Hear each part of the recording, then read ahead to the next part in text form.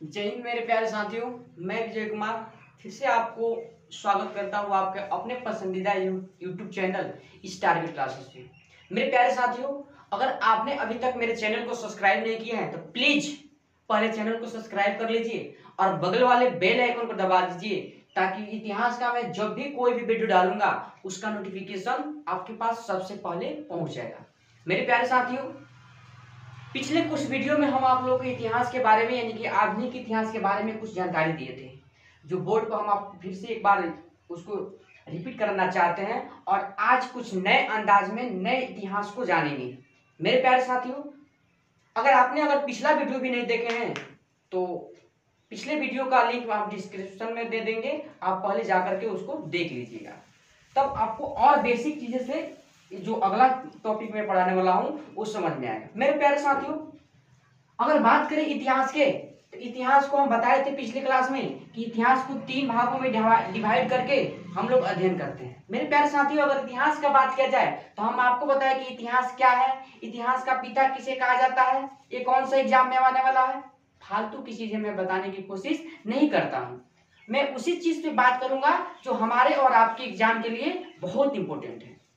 यहाँ पर अगर हम बात करें कि इतिहास का पिता किसे कहा जाता है, इतिहास क्या है, ये कौन सी एग्जाम में आने वाले हैं, तो ये बेकार वाली चीजों को हम ध्यान नहीं देंगे, अपने जो इंपॉर्टेंट चीज है उसी पर ध्यान देते हैं। मेरे प्यारे साथियों, अगर पिछली क्लास की बात की जाए तो हम बताए थे कि इतिहास को 3 भागों में बांटकर डिवाइड करते हैं और पहला होता है प्राचीन इतिहास, जिसका समय रहने वाला है 2350 बीसी से 700 एडी तक रहने वाला है।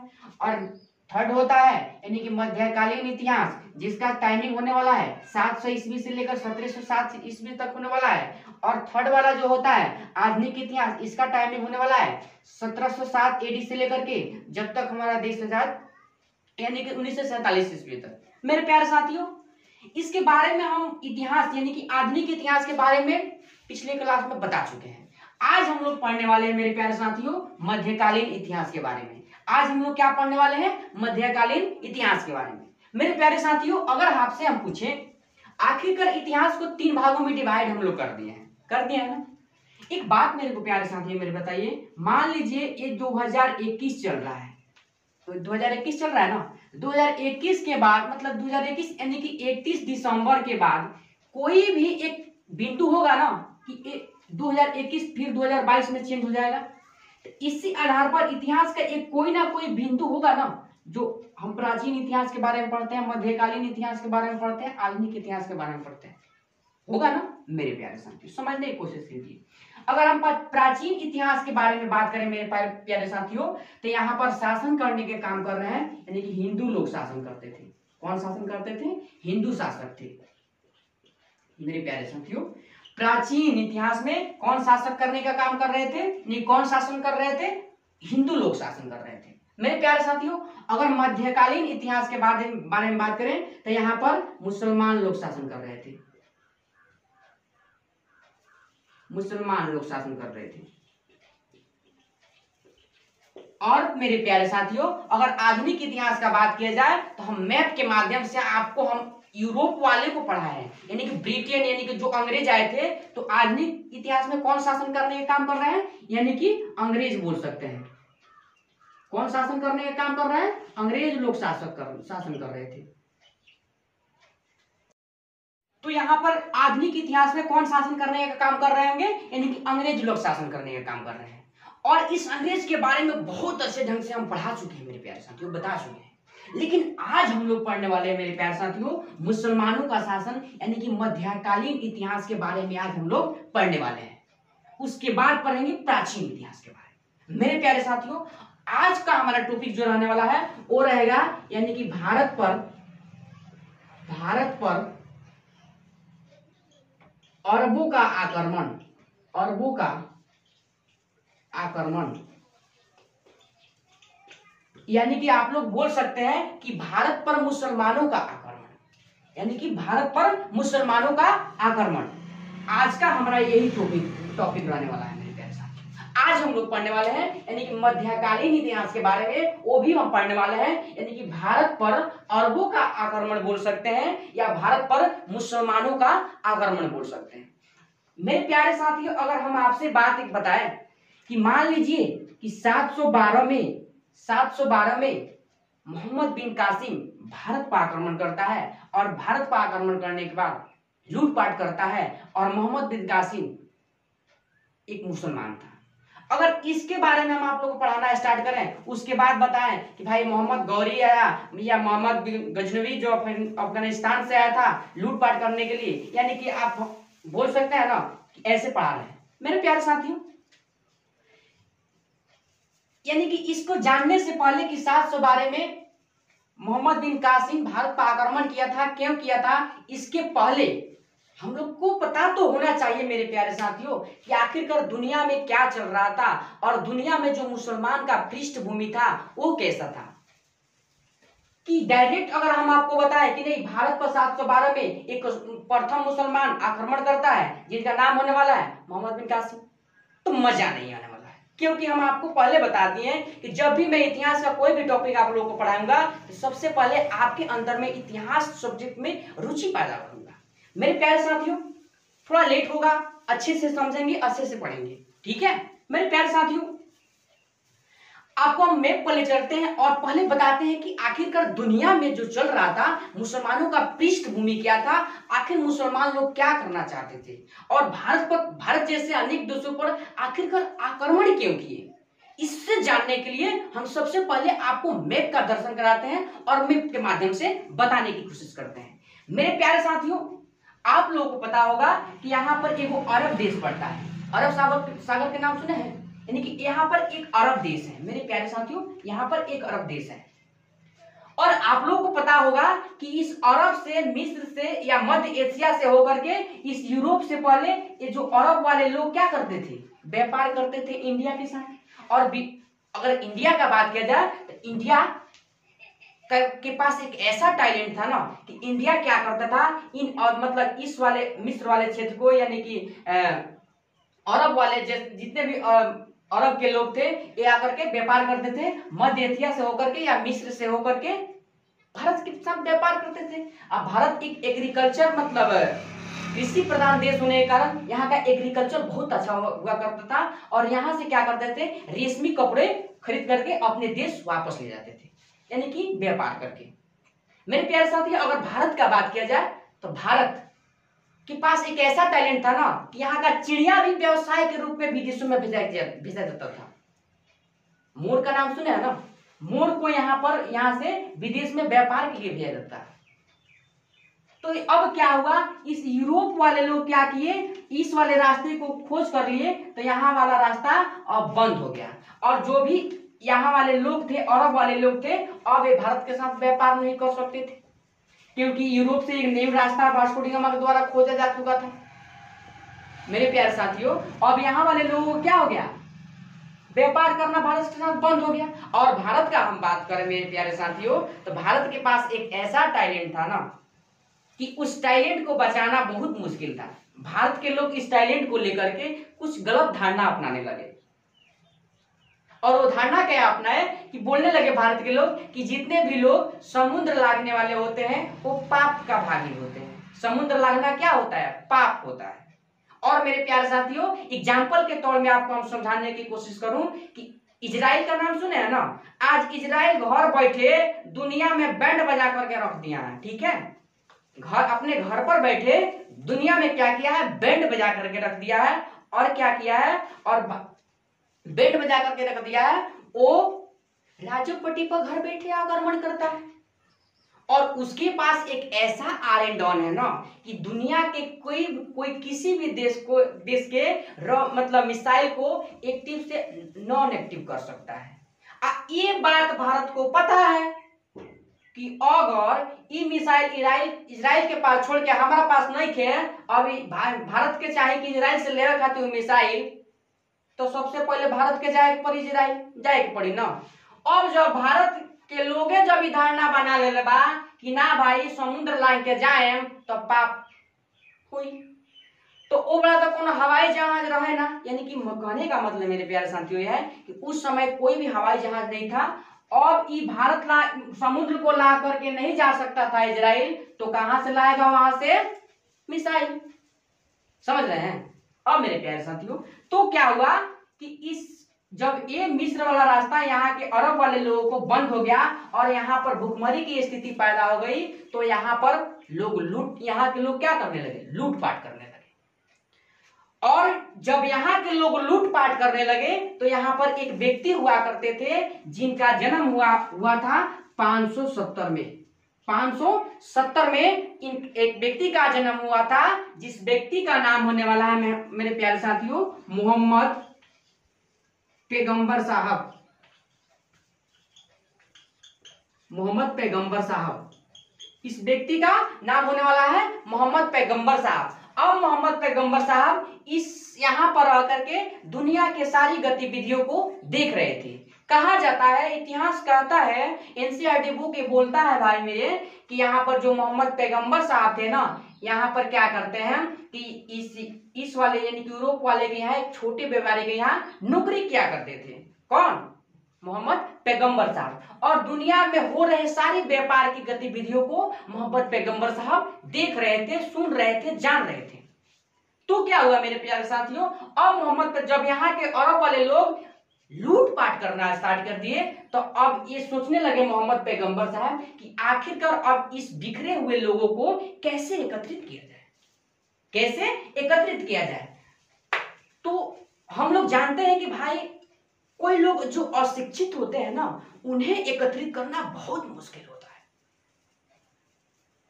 अब इनके पास एक समस्या बन गया कि आखिरकार इस अशिक्षित लोगों को कैसे हम एकत्रित किया जाए। तो इनके दिमाग में एक बात आया कि अशिक्षित लोगों को या शिक्षित लोगों को एकत्रित करने के लिए धर्म के नाम पर हम एकत्रित कर सकते हैं, यानी कि धर्म के नाम पर क्या कर सकते हैं, एकत्रित कर सकते हैं।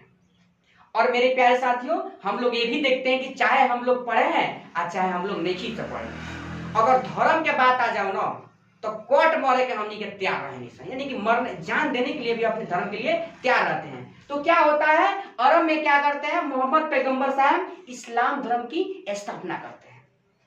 क्या करते हैं, इस्लाम धर्म की स्थापना करते हैं। और बोला जाता है कि मोहम्मद पैगंबर साहब अरब में इस्लाम धर्म की स्थापना करते हैं और 610 में हीरा नामक गुफा में जाते हैं, कुछ समय तक वहां पर रहते हैं और कुछ समय रहने के बाद उस गुफा से बाहर निकलते हैं। कब? 610 में। तो बोलते हैं कि मेरे पास एक फरिश्ता आया था और जिस फरिश्ता का नाम था जेब्राल्डन नाम बताते हैं, यानी कि जेब्राल्डन नामक एक फरिश्ता आया था और उनके पैगंबर साहब के हाथों में एक कुरान था, वो यानी कि एक बुक था जो कुरान था, वो कुरान दे करके गया और इस्लाम धर्म मान लिया। मेरे प्यारे साथियों, अब क्या हुआ, ये अरब में क्या किए, इस्लाम धर्म की स्थापना कौन कर दिए, मोहम्मद पैगंबर साहब कर दिए। तो जब मोहम्मद पैगंबर साहब कर दिए तो इस्लाम धर्म के क्या किया, बोले कि भाई आप लोगों को अब इस्लाम धर्म का प्रचार प्रसार करना पड़ेगा। यहाँ पर जितने भी लोग थे मेरे प्यारे साथियों, और इस्लाम धर्म इतना इजी था मतलब अपना लेना कि दुनिया का कोई भी धर्म उतना इजी नहीं था अपनाना। कोई भी व्यक्ति आकर के इस्लाम धर्म में क्या हो जाते थे, शामिल हो जाते हैं। लेकिन मेरे प्यारे साथियों 622 में मोहम्मद पैगंबर साहब ने बोला कि इस्लाम धर्म में ईश्वर एक है। क्या है? इस्लाम धर्म में क्या है, ईश्वर एक है। ईश्वर एक होने की वजह से हम ईश्वर को देख नहीं सकते हैं। तो ये क्या किए, ये मोहम्मद पैगंबर साहब अब इस्लाम धर्म की जो भी मूर्ति पूजा था, मूर्ति पूजा का विरोध करना शुरू कर दिए। क्या कर दिए? शुरू कर दिए। जब विरोध करना शुरू कर दिए मोहम्मद पैगंबर साहब 622 में, तो इनके धर्म में भी कुछ ऐसे लोग थे मेरे प्यारे साथियों जो मूर्ति पूजा को मानते थे। क्या मानते थे? मूर्ति पूजा को मानते थे। अब जब इस बात की खबर लगी कि ना भाई अब तो मोहम्मद पैगंबर कहता रहे कि मूर्ति पूजा नहीं खे कोई लगे काम, तो अभी क्या कोई लगलो, इनका धर्म में ही मानने वाला कुछ लोग अब इनकरे विरोध मतलब चालू कर दिया लगलो। अब इन्हीं के जान के, यानी कि मोहम्मद पैगंबर साहब के जान के ही क्या बन गए, दुश्मन बन गए। अब दुश्मन बनने की वजह से क्या मेरे प्यारे साथियों, दुश्मन बनने की वजह से मेरे प्यारे साथियों ये 622 में ही क्या चले गए, मक्का से मदीना चले गए, मक्का से मदीना चले गए भाग करके, डर से। क्योंकि ये तो मूर्ति पूजा करना विरोध, मतलब मूर्ति पूजा करने का विरोध कर दिए थे। इनके धर्म में कुछ ऐसे भी लोग थे ना कि मूर्ति पूजा करते थे, मूर्ति पूजा को मानते थे। अब क्या हुआ, ये 622 में ही मक्का से भाग करके मदीना चले गए। कहाँ चले गए, मक्का से भाग करके मदीना चले गए। और मक्का से भाग करके मदीना एक संबंध बढ़ाने को क्या कहता है, हिजरी कहा जाता है। मेरे प्यारे साथियों, कमीशन क्वेश्चन पूछता है कि हिजरी क्या है, तो पैगंबर साहब को मक्का से मदीना चला जाना है क्या कहलाता है, हिजरी कहलाता है, मतलब हिजरी संबंध कहलाता है। समझ रहे हैं मेरी बात को। अब क्या हुआ मेरे प्यारे साथियों, यहाँ जाकर के अब देख रहे हैं कि नहीं भाई, अगर मदीना आकर के अगर हम फिर धर्म के नाम पर यहाँ लोगों को एकत्रित करेंगे तो फिर मेरे को लोग मार देंगे। और क्या किए कि पैगंबर साहब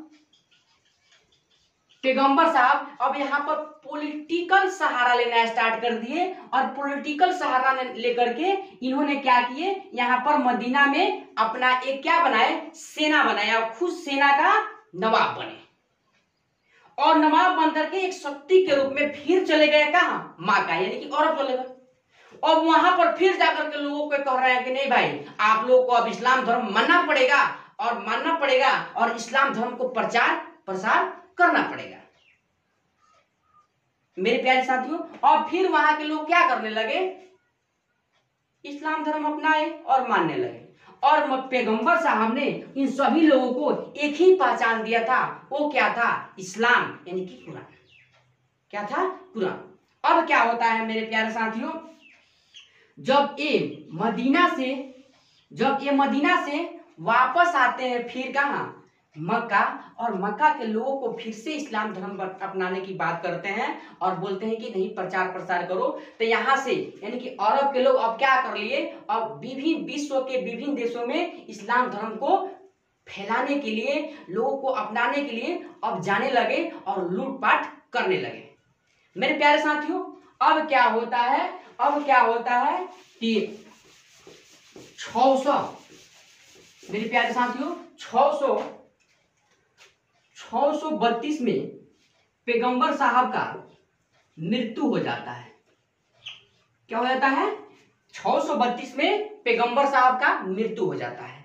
अब मृत्यु हो जाने के बाद मेरे प्यारे साथियों, पैगंबर साहब का मृत्यु हो जाने के बाद अब एक समस्या बनकर इस्लाम धर्म में यह उत्पन्न हो गया कि मेरे प्यारे साथियों, अब इस्लाम धर्म को संभालेगा कौन। अगर आपसे हम साधारण भाषा में एक बात बोलूं तो मोहम्मद पैगंबर साहब का मृत्यु कैसे हुआ था, तो मेरे प्यारे साथियों, पैगंबर साहब का मृत्यु एक साधारण बुखार हुआ था। इनको क्या हुआ था, बुखार, एक साधारण बुखार हुआ था। और साधारण बुखार की वजह से पैगंबर साहब का क्या हो गया, मृत्यु हो गया। अब 632 में जब इनका मृत्यु हो गया मेरे प्यारे साथियों, तो अब क्या हुआ, यहाँ पर बहुत बड़ी समस्या बन करके आया कि अब इस्लाम धर्म को संभालेगा कौन। तो वही कहलाए, जो इस्लाम धर्म के संभालने वाले आए पैगंबर साहब के मृत्यु के बाद, वे क्या कहलाए, खलीफा। क्या कहलाए, खलीफा। और पैगंबर साहब के मृत्यु के बाद इस्लाम धर्म में 4 खलीफा होते हैं। जिन पहला खलीफा होते हैं अबू बकर, पहला खलीफा क्या होता है, अबू बकर होते हैं। दूसरा का उमर होते हैं। तीसरा का उस्मान होते हैं। और चौथा क्या होते हैं, अली होते हैं। क्या होते हैं, अली होते हैं। अब मेरे प्यारे साथियों, यहाँ पर अब क्या होते हैं, जो यानी कि इस्लाम धर्म में कुछ लोग क्या मानते थे, यानी कि अबू बकर को अपना खलीफा मानते थे, वे कहलाए सुन्नी मुसलमान। सुन्नी मुसलमान,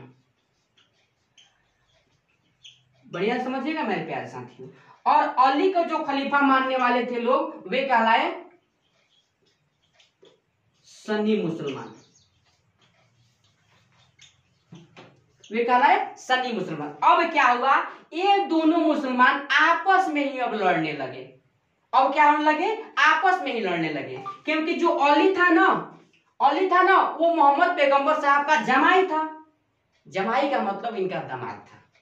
और कुछ लोग मानने लगे अबू बकर को अपना खलीफा, और कुछ लोग मानने लगे अली को खलीफा। और जो मानने लगे अबू बकर को खलीफा मानते थे वे कहलाए सुन्नी मुसलमान, और एक जो अली को मानते थे यानी कि इनके पैगंबर साहब के दामाद के जो मानने वाले व्यक्ति थे वे क्या कहलाए, सन्नी मुसलमान।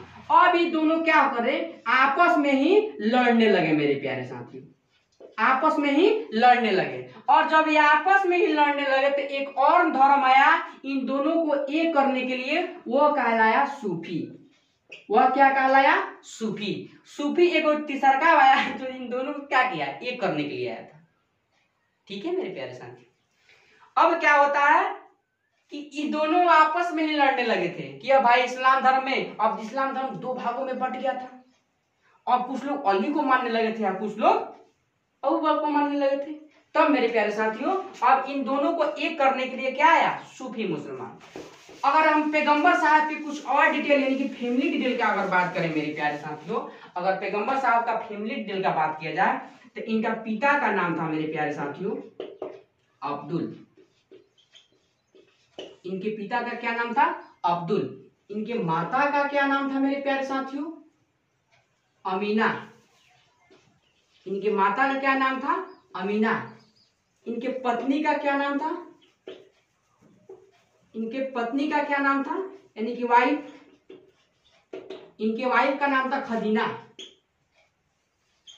खदीना। इनके पुत्री का नाम था मेरे प्यारे साथियों फातिमा।